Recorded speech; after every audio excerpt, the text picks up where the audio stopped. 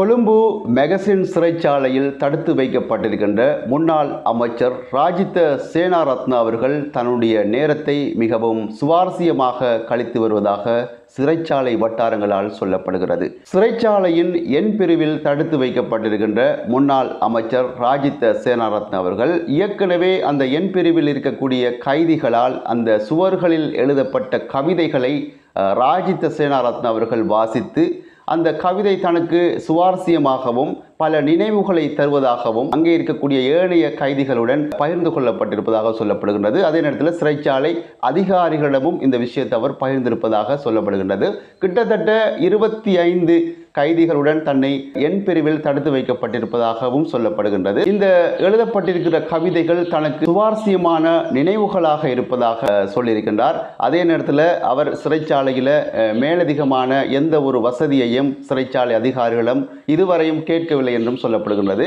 தன்னுடைய உடல்நிலை சம்பந்தமாக பரிசீலனை செய்வதற்காக சிறைச்சாலையில் அமைந்திருக்கிற வைத்தியசாலைக்கு அழைத்து சென்ற போதிலும் அங்கே அவர் சொல்லப்பட்ட விஷயம், நான் மீண்டும் சிறைச்சாலைக்குத்தான் போக வேண்டும் என்று சொல்லி சிறைச்சாலை அதிகாரிகளிடம் அவர் கூறியிருப்பதாக கூறப்படுகிறது. அதே நேரத்தில் பத்திரிகை வாசிப்பது, டிவி பார்ப்பது போன்ற விஷயங்களில் தன்னுடைய நேரத்தை கழிப்பதாகவும், அதே நேரத்தில் அவரை பார்ப்பதற்கு நிறைய மக்கள் அங்கே செல்லக்கூடியதாக இருப்பதாம். காலை மற்றும் மாலை நேரங்களில் பார்க்க வருகின்றவர்களிடம் அவருடைய நேரத்தை கழித்து வருவதாகவும் சொல்லப்படுகின்றது.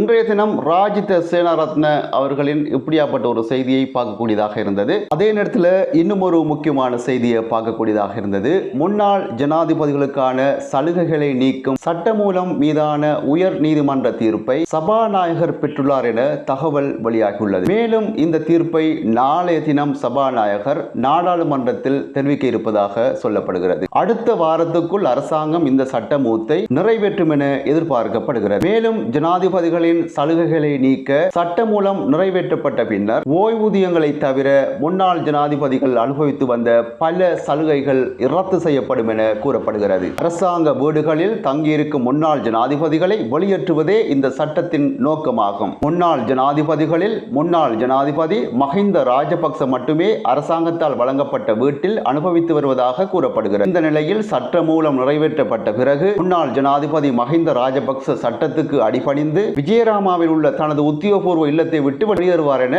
ஸ்ரீலங்கா பொதுஜன பெரமுனவின் பொதுச் செயலாளர் சாகர காரியவசம் தெரிவித்துள்ளார் என்று இன்றைய தினம் ஒரு செய்தியை பார்க்கக்கூடியதாக இருந்தது. பிரதமர் ஹரிணி அமரசூரிய பிரதமர் பதவியிலிருந்து நீக்கப்பட மாட்டார் என ஜேவிபியின் பொதுச் செயலாளர் ரெல்வேன் சில்வா இன்றைய தினம் ஒரு செய்தியை வெளியிட்டிருக்கின்றார். பிரதமர் ஹரிணி அமரசூரிய பிரதமர் பதவியிலிருந்து நீக்கப்படுவார் என்று வெளியிடப்படுகிற செய்திகளில் உண்மைத்தன்மையில்லை என அவர் குறிப்பிட்டுள்ளார். எதிர்க்கட்சியினர் நீண்ட காலமாக அடிப்படையற்ற பிரச்சாரங்களில் ஈடுபட்டு வருவதாக அவர் குறிப்பிட்டுள்ளார். எதிர்க்கட்சியினால் அடிப்படையற்ற வகையில் முன்னெடுக்கப்படும் பிரச்சாரங்களில் எவ்வித உண்மையும் இல்லை என்று அவர் மேலும் தெரிவித்திருக்கிறார். அதே நேரத்தில் இன்னும் ஒரு விஷயத்தை சொல்லியிருந்தார். எதிர்க்கட்சிகள் காணும் கனவுகளை நிஜமாக்கவே இவர்கள் இவ்வாறான போலி தகவல்களை சமூகத்தில் பரப்பி வருவதாகவும் ஜேவிபியின் பொதுச் செயலாளர் ரெல்வின் சில்வா குறிப்பிட்ட ஒரு செய்தி இன்றைய தினம் பார்க்கக்கூடியதாக இருந்தது. இன்னும் ஒரு முக்கியமான செய்தியை பார்க்கக்கூடியதாக இருந்தது.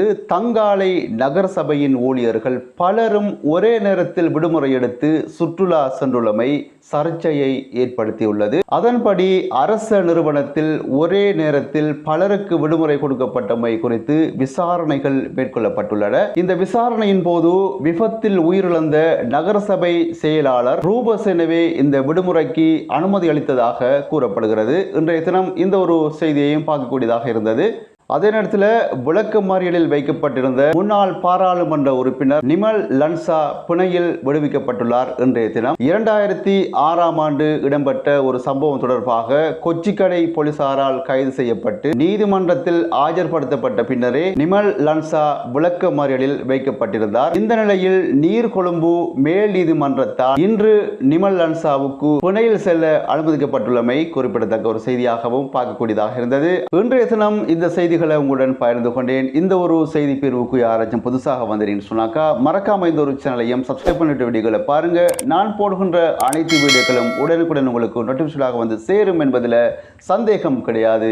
இன்னும் ஒரு செய்தியில் உங்கள் அனைவரையும் சந்திக்கும் வரை விடைபெறும் நான் என்றும் உங்கள் அன்பின் தோழன் தாஜுதீன் ரைஸ். நன்றி.